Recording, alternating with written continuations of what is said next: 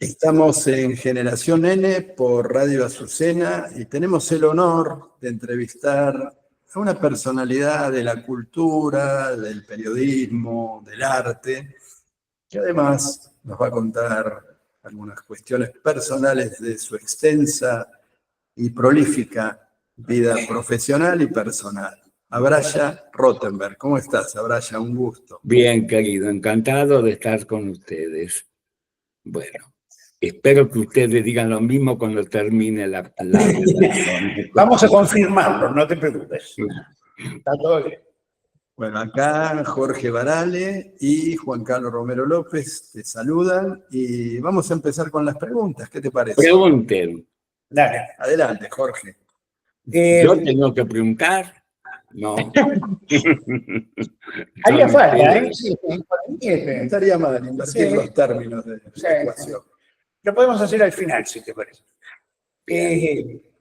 No, yo te quería preguntar con respecto a la guerra esta que el palestino-israelí, ¿cuál es tu posición filosófica, de alguna manera? Si se puede resumir. Se puede resumir en lo siguiente. Sí. Mira, primero, fui desde mi adolescencia absolutamente un fanático de la idea de la existencia del Estado de Israel. Yo descubrí en la Argentina que era judío. Vine a la Unión Soviética sin saberlo. Y cuando descubrí el judaísmo, entre otras cosas, por el azar, me llevaron a un movimiento judío de jóvenes sionistas, soñadores de izquierda. Y allí sentí que eso tenía que ver conmigo. Y sentí además, cuando descubrí mi judaísmo, que lo descubrí por las agresiones que sufría en el barrio cuando llegué de la Unión Soviética, sin saber por qué me agredían, hasta que me explicó mi madre que en realidad, aparte de ucranianos, de rusos, veníamos de un pueblo que se llamaba Israel, y me dio mucha curiosidad, tenía 8 años, qué significaba eso de ser judío, y pedí ir a una escuela judía que había cerca, donde aprendí un idioma, yiddish, otro idioma, hebreo, y terminé siendo maestro de yiddish y de hebreo en una escuela primaria judía. Todo esto para decirles de que para mí Israel tiene un gran significado y significa, en primer lugar, la solución del problema judío disperso en una diáspora de 2000 años.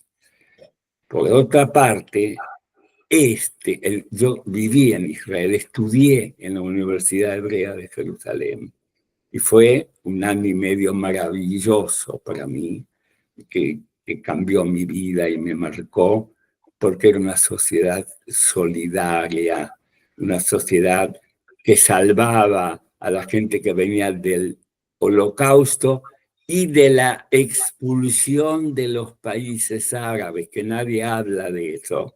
Los países árabes expulsaron a casi 1 millón de judíos. Algunos fueron a Israel, de otros a otros países. El Israel de los años 50, 51, que yo conocí, me fascinó. Era pobre, pero era solidario y tenía sueños. El Israel de hoy no tiene nada que ver con lo que yo anhelé y viví para Israel, como no tiene nada que ver los sueños socialistas que tuve, que tampoco existen. Pertenezco a una generación que nació con esperanzas, con fantasía de un mundo mejor, y terminamos en uno de los peores momentos de la humanidad, marcados por una enorme calidad técnica sin alma. ¿Qué pienso de Israel en este momento? En el año 1948, las Naciones Unidas dividieron el territorio de Palestina, que era muy pequeño, 23.000 kilómetros cuadrados, en 2 estados. Uno, Israel, el otro, Palestina. Israel lo aceptó, era un trozo minúsculo, pero no importaba porque tenían fe.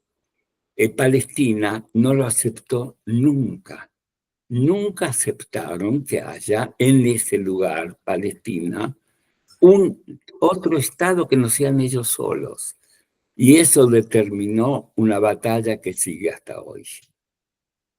Israel evolucionó en una forma extraordinaria desde el punto de vista técnico, económico, espiritual, pero el Israel solidario, el de los sueños, para mí hoy se transformó en una pesadilla.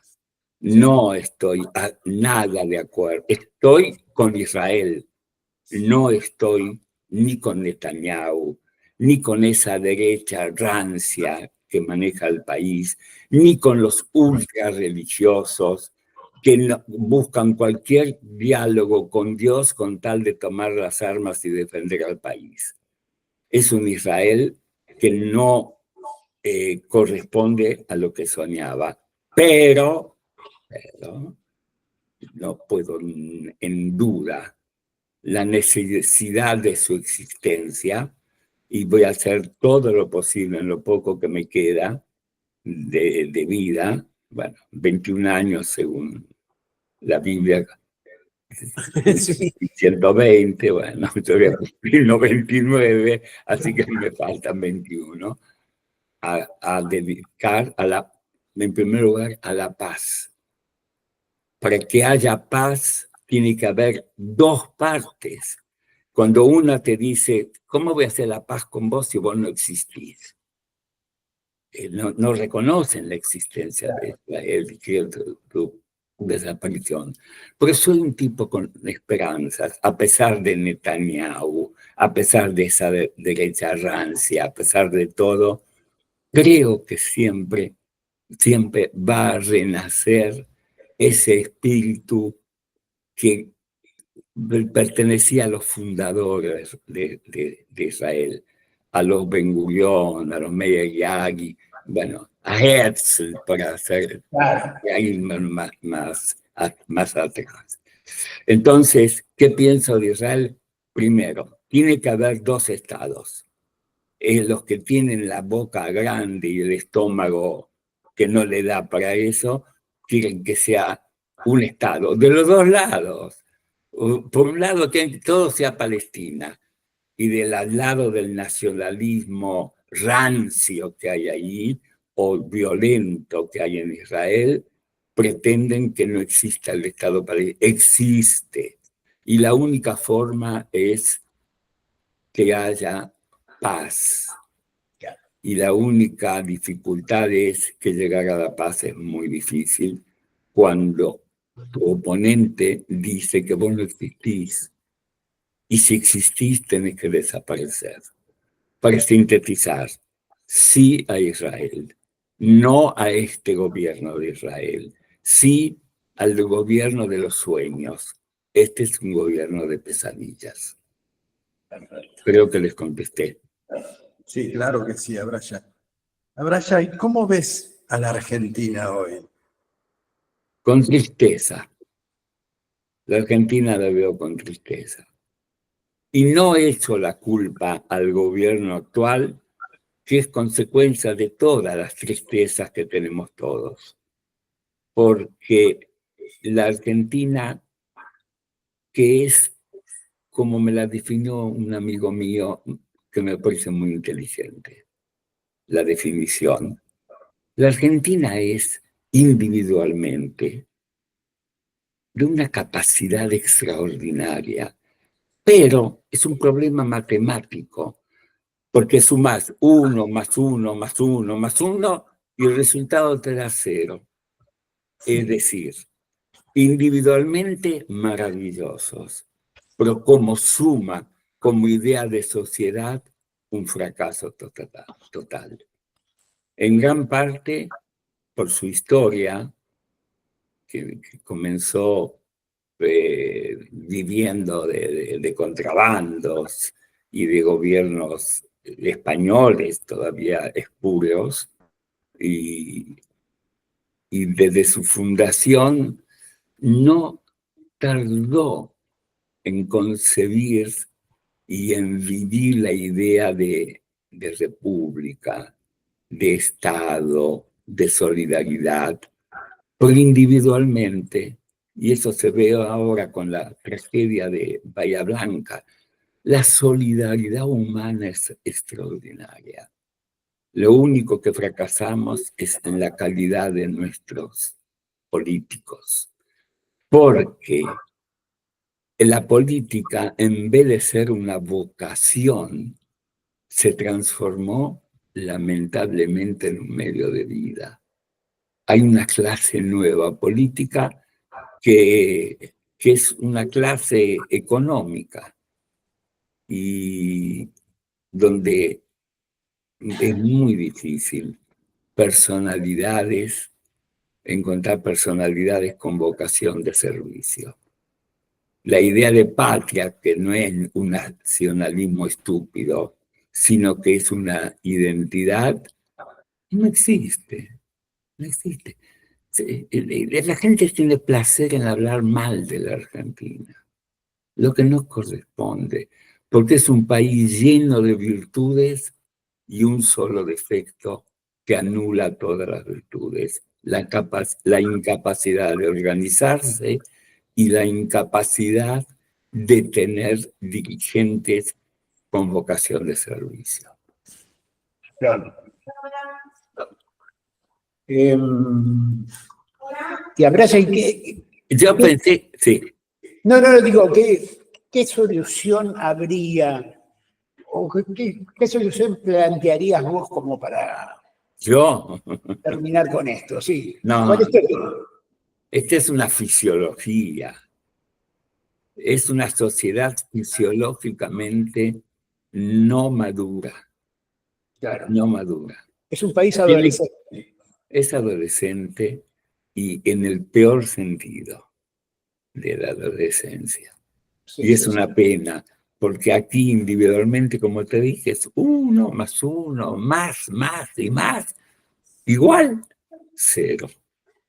Porque no tenemos la capacidad de organizarnos y porque no tenemos la capacidad de llevar planes de continuidad en los gobiernos, aunque no sean de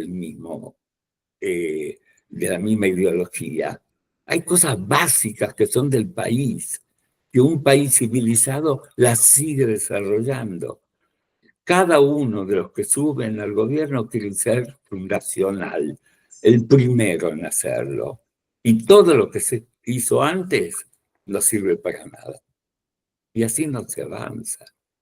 Así el país no va a crecer. No va a crecer en el sentido de madurar, de ser adulto y de hacer frente a los problemas, que además son los mismos siempre, los mismos. Siempre aparece un genio que tiene la solución y luego, bueno, el desencanto. El desencanto. Somos un país con pasión de desencantos. Está buena esa definición. Abraya, nos hace más llevadera la vida, el arte. Sí. Y dentro del arte, la Argentina tiene grandes pintores, grandes escultores, grandes escritores. Así es. Grandes actores, grandes Así es. actrices. También. Hay una en particular que seguramente conocerás. Es posible. Muy inteligente, muy sensible, muy bonita, muy talentosa, que es Cecilia Roth. ¿Qué podés contarnos de eso? Eso, a ver. ¿Qué les puedo contar de mi hija? En primer lugar, la respeto y la admiro mucho porque desde muy pequeña tuvo una vocación, y nosotros, Dina y yo, le dijimos: tenés una vocación, seguila.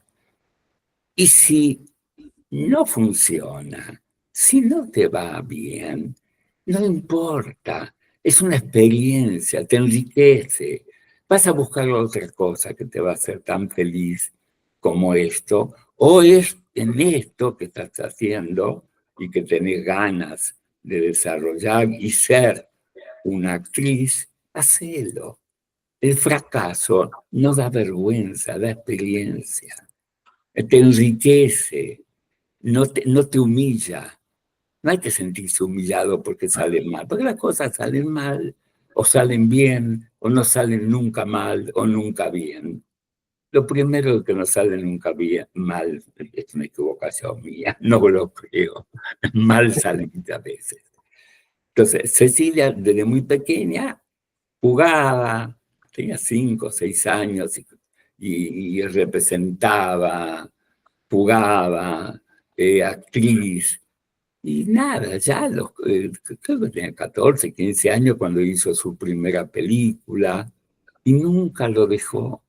Y lo mismo pasó con Ariel, mi hijo, que es músico, que un día en Madrid, ya tuvimos que irnos en Madrid en el año 76, dijo, yo no puedo ir a esta escuela española, no es lo mío. ¿Y qué te gusta? Yo quiero dedicarme profesionalmente a ser guitarrista porque me gusta la guitarra y la tocaba muy bien. Tenía en esa época 16, 17 años. Y dije lo mismo, métete, hacelo, es una experiencia. Y no te avergüences si después te dedicas a ser bailarín. Este es lo tuyo. Equivocarse y fracasar es un derecho, no es una vergüenza en la persona. Bueno, y siguió, resulta que a los 18 años fue un éxito en España, él armó con Alejo Stivel un grupo que se llamaba Tequila. Cuando yo lo vi en una presentación donde había 30.000 o 40.000 personas, con las canciones que él y muchas de su amigo Alejo Stivel hicieron, y como lo aclamaban, 17, 18 años. Podía haber sido multimillonario, se despilfarraron todo eso, los estafaron, no importa, pero quedó ese grupo en la historia de la música rockera de España. Y luego fundó otro con Andrés Calamaro, que se llamaba Los Rodríguez, que también fue un exitazo. Y ahora está solo, maduro, inteligente, como Cecilia, gente culta, que tiene curiosidad, que es lo más importante, ser curioso. Por suerte son curiosos los dos. Y leen y les gusta y discuten, nos peleamos muchas veces políticamente porque no hubo cosas que no coincidíamos, pero somos grandes amigos, hijos amigos, y podemos hablar y estar en desacuerdo y con argumentos siempre, no con violencia, con argumentos. Y nos respetamos mucho. Abraya, se podía haber llamado los Rodríguez, ¿no? Podría ser, sí. Pero bueno, vamos a dejarlo porque era español. La mamá de Ariel y la mamá de Cecilia también era una gran artista. Gran cantante. Gran cantante. Tenía un defecto, un exceso de modestia. Exceso de modestia. No necesitaba el halago, los reportajes. Ella disfrutaba cantando con los amigos. Claro, se subía a un escenario y fascinaba. Dina trajo el mundo de la canción sefardí a la Argentina, lo renovó, lo actualizó. El último disco que hizo fue con letra de Juan Gelman, Bien. en ladino, y una poeta de Sarajevo, se llamaba Nikolsky, que también escribía en ladino poemas actuales, poemas de alguien del siglo XX. Y Lina le puso música, hizo un disco maravilloso que se llama Una mano tumorosa.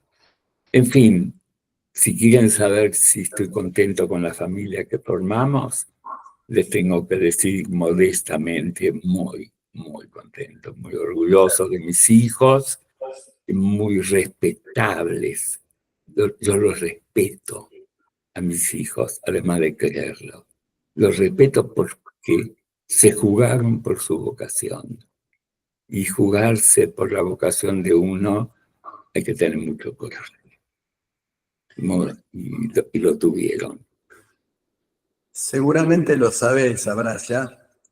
Nuestra institución, el Espacio Cultural Azucena, entrega los premios Tati Almeida y Cecilia lo recibió en su momento por su compromiso, no solo artístico, sino por su compromiso con los derechos humanos, cosa de la que Así estamos es. hablando con vos. Sí.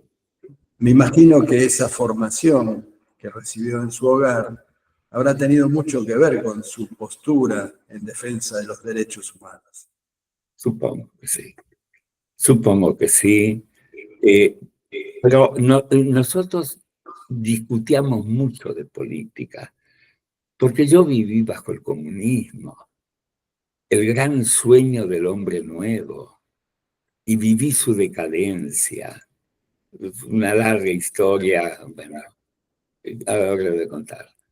Pero vi a mis tíos con los cuales me crié, tenían 18, 20 años y eran del Komsomol, de la juventud comunista, fanáticos, entregados, y los encontré muchos años después y ya el sueño del hombre nuevo, que cuando era chiquito me lo metía en la cabeza, vas a ver, va a venir una sociedad, nosotros vamos a armarla, crear el hombre nuevo, solidario, no egoísta. No.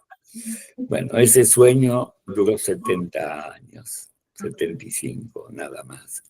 Mi tío, que era un personaje muy interesante, que entró al ejército soviético, fue uno de los comandantes que tomaron Berlín, fue administrador de Berlín durante 4 años y al mismo tiempo fue secretario del Partido Comunista de la zona donde él vivía en Ucrania. No voy a decirlo, Vinnytsia, bueno, me da igual.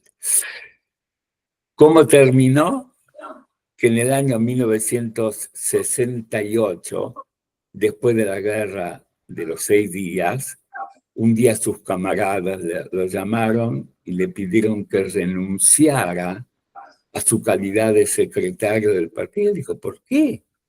Bueno, porque la Unión Soviética va a cambiar de política, vamos a apoyar a los países árabes. Y dijo, y bueno, como vos sos judío, le dijo, no, yo, judíos aparte, yo soy ucraniano, ¿por qué voy a renunciar? Bueno, tuvo que renunciar y a los 103 años murió en Nueva York. Qué ironía, qué vida increíble, ¿no? Realmente. Me tocó vivir en las tormentas. Claro. En un siglo muy, muy, muy lleno de esperanza. Fíjate, voy a decir algo que parece, Dale, sí. parece blasfemia, pero el siglo XX comenzó con muchas esperanzas. Entiendan que lo que voy a decir no me identifica con lo que describo. Ahora van a entender qué es lo que estoy diciendo. Nació en 1917 la esperanza del hombre nuevo, el socialismo. En 1922, en Italia, el fascismo. Claro, yo aborrezco del fascismo, pero los jóvenes de esa época lo vivieron con esperanza porque Italia estaba muy mal. En 1933 subió Hitler, subió un partido siniestro, pero a los jóvenes de allí los llenaba de esperanza. Claro. ¿Cuánto duró? Lo que más duró fue la Unión Soviética, 75 años. Hitler, del 33 al 45, nada. El fascismo del 22 al 45. Pero era un mundo que estaba esperanzado. Todos fracasaron, todos. Pero hay algo que me empieza a preocupar. En esta época, en el mundo, se está instalando una derecha individualista, intolerable, muy poco generosa, que no le importa la sociedad y el prójimo, y que huele muchísimo a alguna de las teorías más retrógradas del fascismo y del nazismo, o de la derecha reaccionaria. Me preocupa, eso me preocupa mucho, porque se está extendiendo esa marea pro derecha en todo el mundo. Y no sé cómo va a terminar. Espero que haya una reacción porque en realidad estamos en medio de una tormenta dramática. ¿Cuál es?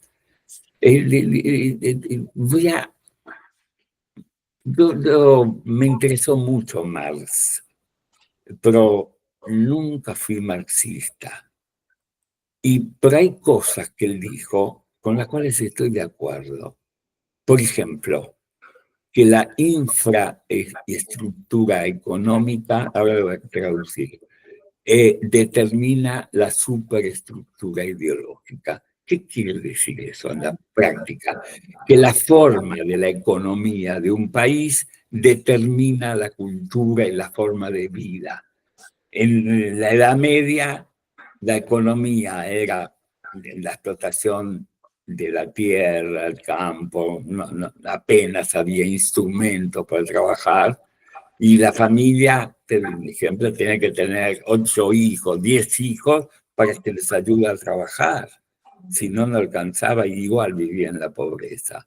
Pero la burguesía, cuando vino la revolución industrial y la máquina fue reemplazando al hombre, determinó una vida muy cómoda para una clase media, incluso la clase obrera, que empezó siendo muy explotada, 16 horas por día de trabajo, consiguió 8. De verdad, hubo una mejoría en la forma de vida de la sociedad. Y ahora estamos en los principios de una nueva revolución, que es la revolución de la inteligencia artificial. Esta revolución no va a tardar 250 años para subsistir como ocurrió con la revolución industrial. 200 años, 220. Esto en 10 años, 15 años, nuestra vida va a ser distinta. ¿Cómo va a ser esa vida? Es una incógnita. Teóricamente tendría que ser mejor, porque la tecnología va a sustituir totalmente el trabajo humano. Nada. Por eso también va a tener consecuencias psicológicas. No vas a necesitar al prójimo. Tienes una maquinita, tocas un botón, te limpia la casa, te cocina, atiende el teléfono. Todo eso que viene llevará creo yo, y espero estar equivocado, a una soledad muy grande en la sociedad. No vas a necesitar al otro. Pero, o no, ojalá que sea totalmente distinto, que como la máquina va a trabajar, la vida humana, la cultura, la solidaridad, la belleza se va a desarrollar más. Ojalá que sea eso. Pero en todo caso, la vida que viene va a ser totalmente distinta. Todo lo que hasta hace poco lo hacía el esfuerzo humano, lo va a hacer una máquina mucho más eficiente que el trabajo humano. Mucho, ya están operando las máquinas. Operando significa cirugía en los hospitales. Hay máquinas que son cirujanos, pero 1000 veces más eficientes que el humano. Y eso, dentro de 10 años, no sé si en Buenos Aires, pero en Nueva York, en Londres, o en París, seguro, o en Pekín, seguro que van a funcionar todos los servicios de transporte sin conductores. Viene una sociedad nueva que es un misterio. Espero que el hombre sea lo suficientemente inteligente como para aprovechar el ocio y darle un contenido humano. Ojalá. Yo no lo voy a ver, pero mis hijos y mis nietos y ustedes que son jóvenes también lo van a ver. Abraya, me surge una pregunta en función de lo que estás diciendo, que es, ¿cómo ha sido a lo largo de tu vida la relación con lo trascendente, con la divinidad, con Dios, con el misterio? Con Dios, yo soy un agnóstico convencido, pero si pienso en Dios, tengo que pensar en mi vida y en un poema de Heine. Heine tiene un verso que decía así, contando su vida: Dios me va a perdonar, porque ese es su oficio. Entonces, nada, con este criterio creo que no existe. Pero si existiera, estoy tranquilo. Heine me tranquilizó mucho. Me va a perdonar. Quizás seamos tres entonces. Sí, es posible. Bueno, nada, ustedes me preguntaron a mí, me alegro. Entonces, sí, no, yo soy agnóstico, pero creo mucho en la ética, creo mucho en el prójimo y en la esperanza de que puede llegar nuevamente una sociedad que es todo lo contrario de lo que está encaminándose hoy en estos tiempos. Una sociedad egoísta en estos tiempos, muy poco solidaria, aunque de pronto, y esto que nosotros hablamos es actual, ocurre un fenómeno de la naturaleza como en Bahía Blanca, todo el pueblo se solidariza ante el asombro de los dirigentes. Deben decir, mirá, se puede ser solidario también. Sí. ¿Te gusta el fútbol, Abraya? No. Ni siquiera cuando van a defender a los jubilados en una marcha, por ejemplo. No, me gustan los jubilados, pero no les voy a contar una anécdota.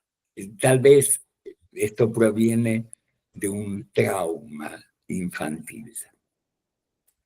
Cuando yo llegué a la Argentina y no hablaba una palabra de español, hablaba solamente ruso y ucraniano, esos dos idiomas.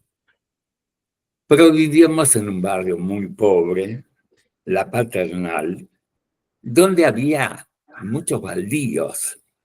Y los chicos jugaban al fútbol ahí.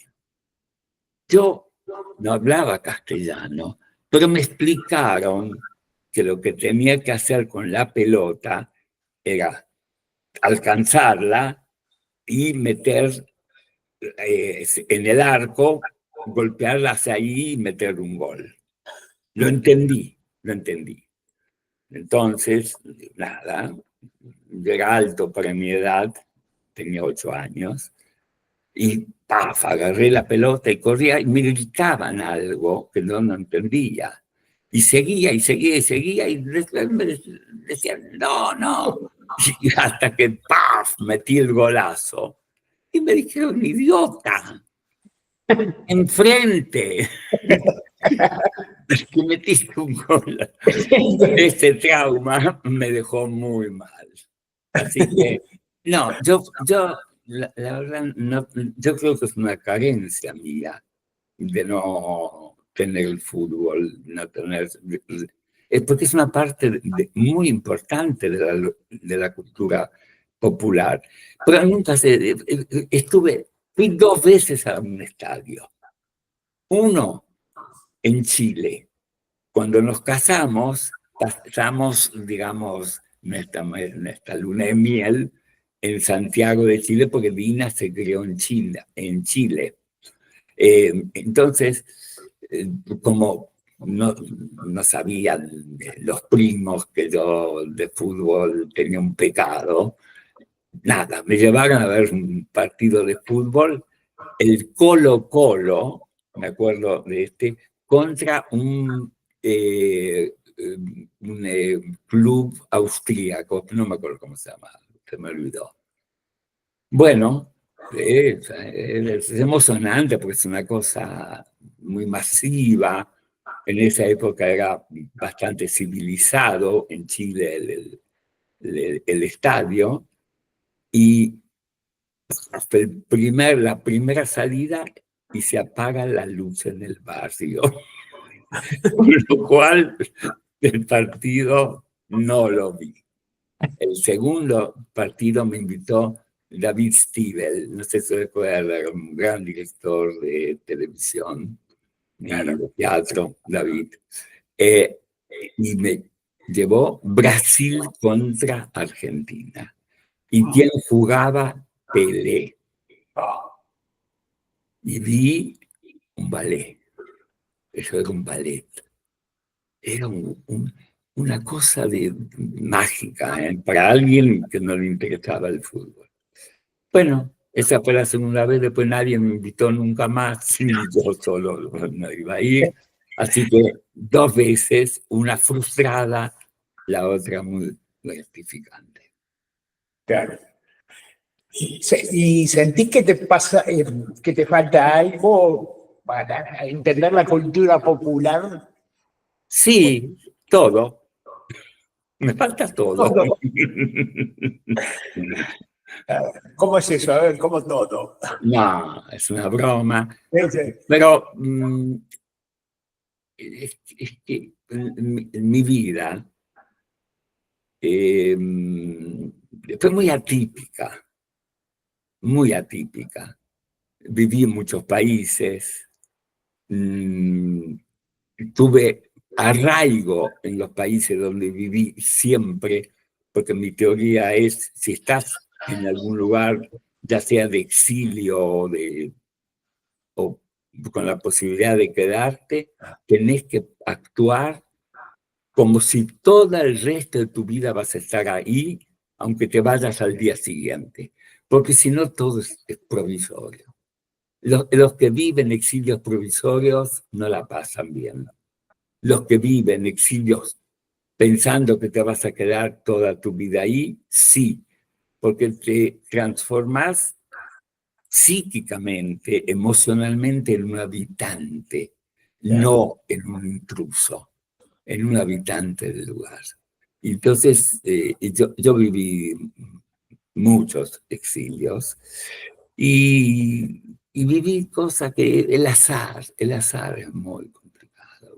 El azar, por ejemplo, me llevó a estar creo que unos 2 meses, en la Alemania de Hitler, cuando Hitler subió. Hitler subió en enero del 33 y yo estuve con mi madre. Mi papá se había escapado a la Argentina cuando yo nací y yo me quedé con mi madre 8 años solo. Entonces, en Berlín hubo un problema, hubo una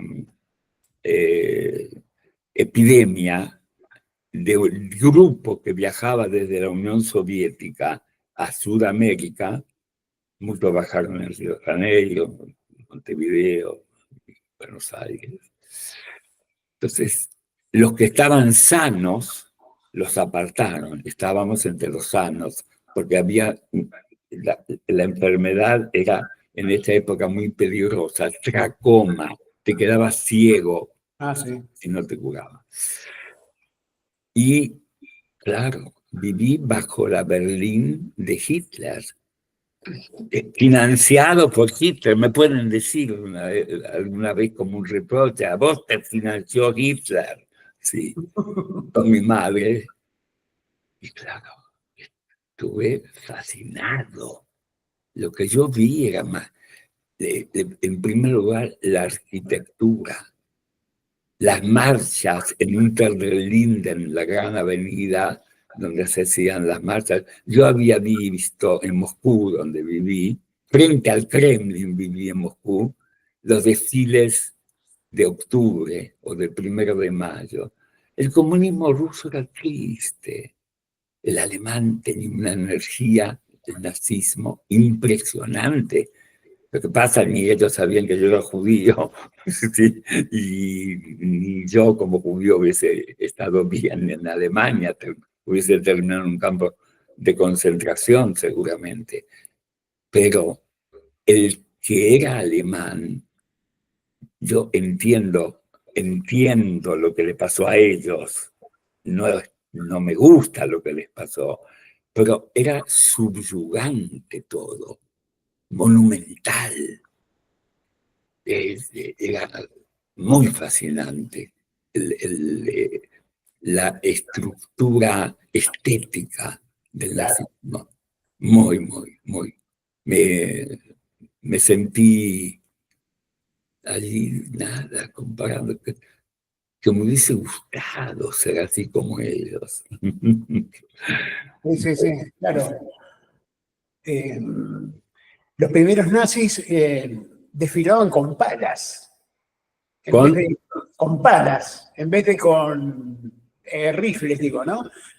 Lo que yo vi, no, tenían uniformes impecables, adolescentes de mi edad, chicos mayores que yo, 10, 12 años, los vi desfilar, como la película Cabaret, si ustedes la vieron, exactamente igual, exactamente igual.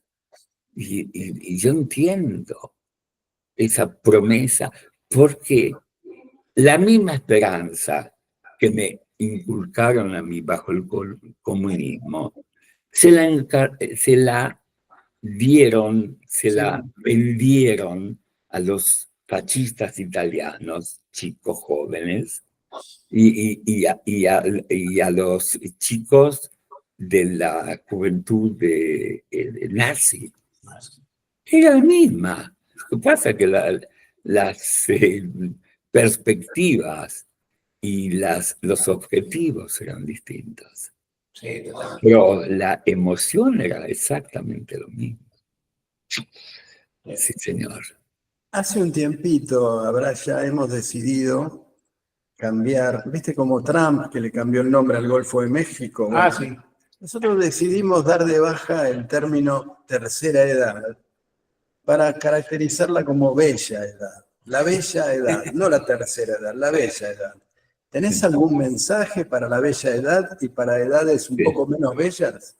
Claro, que no se olviden de sentirse siempre jóvenes. Eso es, la bella edad es que a cualquier edad te sientas joven. Esa es la bella edad, para mí. Bueno. Y creo, Abraya, que en esta entrevista que no va a ser la última, sino la primera, lo estás demostrando claramente, con tu lucidez, con tu calidez, con tu inteligencia, con tu saber, con tu experiencia, por supuesto, la experiencia acumulada por esa bella edad. Sí, quiero decirles algo. Estoy contando algunas cosas que esto se llama un chivo. Un